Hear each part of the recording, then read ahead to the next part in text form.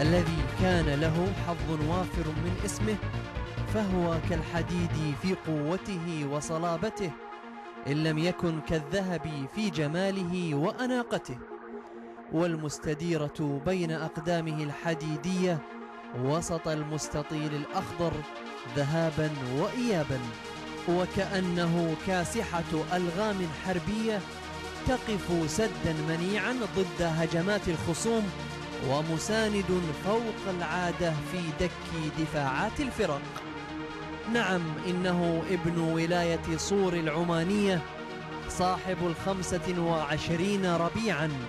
الذي بزغ نجمه في سماء الكرة الخليجية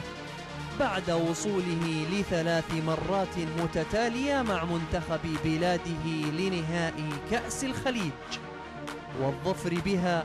في أول إنجاز تاريخي في المرة الأخيرة أمام الأخضر السعودي، لينتقل لدور نجوم قطر قادما من الطليعة العماني لفريق الشمال مدة 3 مواسم، ليتجه بعدها للمحطة الأبرز في مسيرة العمان حديد عام 2008 للعميد. والفضل في ذلك يعود للخبير كالديرون، الذي أشرف على تدريب المنتخب العماني قبل إشرافه على الاتحاد،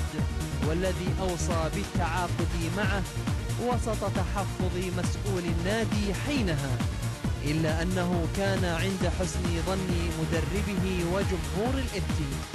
ليكون نمرا لا يشق له غبار في كتيبة النمور، فهو صاحب شخصية في الملعب وذو مجهود عالي يؤدي أدوارا عديدة داخل المستطيل،